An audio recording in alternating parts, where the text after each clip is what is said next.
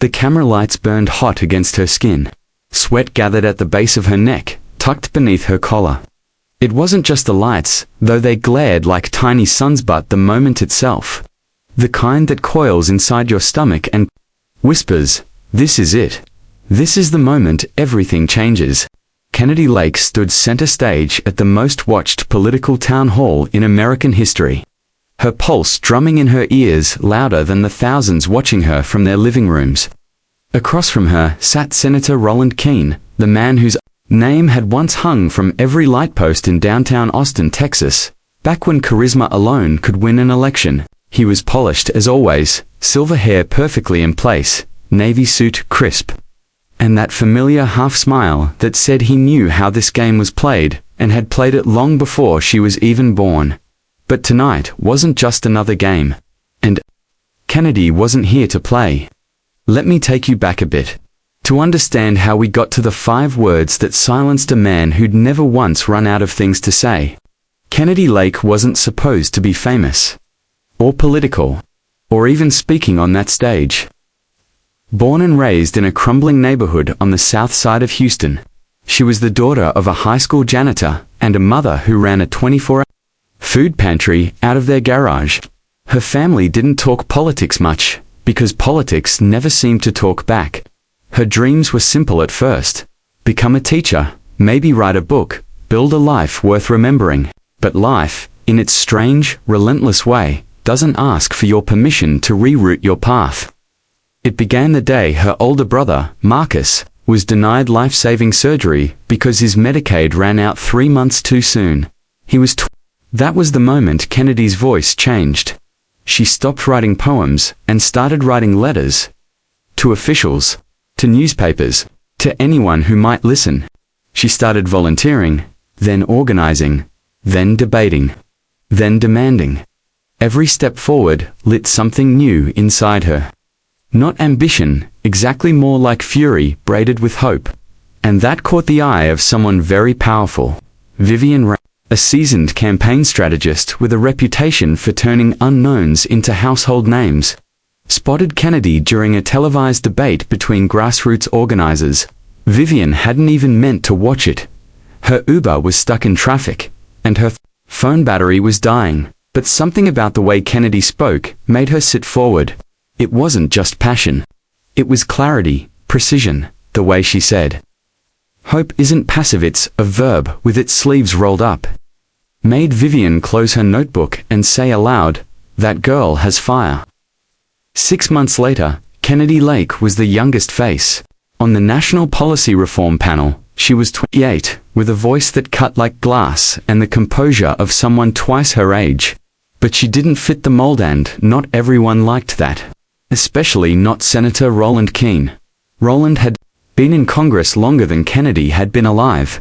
He had built his reputation as a common-sense conservative, a man of the people, but those people hadn't looked like Kennedy in a very long time.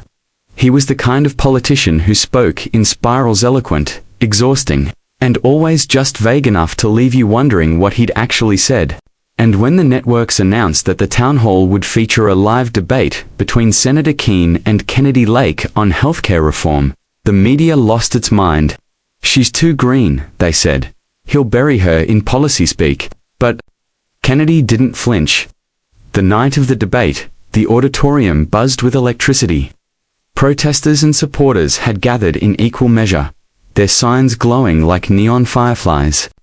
Cameras from every major network panned over the crowd as a moderator welcomed the nation. It was supposed to be a polite exchange of perspectives. It wasn't. Senator Keene took the floor first. He launched into a sweeping monologue about fiscal responsibility, the dangers of socialist healthcare, and the burden of entitlements. His voice was smooth, his cadence practiced. The kind of speech that sounded intelligent if you weren't listening too closely, but Kennedy was listening. Every word. 15 minutes in, he still hadn't stopped. He spoke of American values, of bootstraps and balance sheets, of why it was irresponsible to offer universal health care without first reforming the tax code. The education system, the very fabric of American industriousness. Kennedy's fingers tapped against her thigh. He droned on. and on. Then the moderator, a well-meaning anchor named Leslie Marrow, finally turned to her. Ms. Liqueur response. Kennedy didn't look at Leslie. She kept her eyes locked on Keane. Her jaw tightened just slightly, and she leaned forward, toward the microphone, and then came the 5 words that would replay across every news cycle for weeks. Do you ever stop talking? The room fell silent. Audible gasps, followed by a brief ripple of laughter. Then quiet again. Keane blinked. For the first time, he didn't have an answer ready.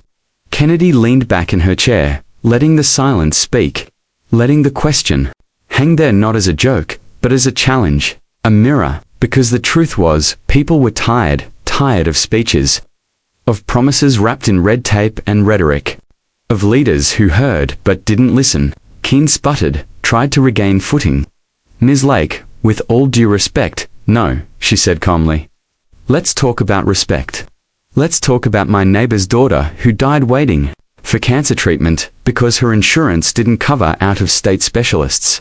Let's talk about Marcus Lake, my brother, who worked 2 jobs and still couldn't afford a heart procedure in time. The audience was still. Even the moderators didn't interrupt. I didn't come here to spar with you, Senator. I came here because people are dying while we debate semantics. You say we can't afford healthcare for all. I say we can't afford not to. Every word was a hammer on glass. Subplots began to converge in that moment. The first, her father, James Lake, watching from the edge of his couch, tears quietly streaking his cheeks. He had spent years thinking his children would never escape the echo of poverty. Tonight, his daughter made the world listen. The second, Vivian Rames backstage, one hand over her mouth, the other texting every contact she had. She just won the room. Senator Keane never quite recovered that night. Not because he didn't have answers, but because, for once, someone refused to let him set the terms. In the weeks that followed, Kennedy's words became a rallying cry. Protest signs read, "Do you ever stop talking?" Like a new age political haiku, podcasts dissected it. Young people quoted it on college campuses. The speech, barely 10 minutes long, in full, was clipped, shared, remixed, turned into street art. But more importantly, it sparked something deeper. Across the country, people who had tuned out finally tuned in. They weren't looking for perfection, they were looking for someone who felt like them, who sounded like them, who cut through the noise with truth, not polish. Kennedy knew the road ahead wasn't guaranteed. She had critics, threats, days where she cried in hotel bathrooms between interviews. But she also had clarity, a cause bigger than herself, and a fire that no one, not even the great Senator King, could put out. 1 year later, she announced her candidacy for Congress. In her speech, she didn't talk about herself. She talked about Marcus, about the mother who fed strangers, the father who mopped floors to keep her in school, the America they deserved. And she ended with this. They say I silenced a senator with 5 words. But really, I gave voice to millions. And I'm not done speaking yet. The crowd erupted. That's the thing about truth, it doesn't always wear a suit. Sometimes, it walks in, tired and raw, and asks, "Do you ever stop talking?" And in that silence that follows, the world finally hears something real. That's how change begins.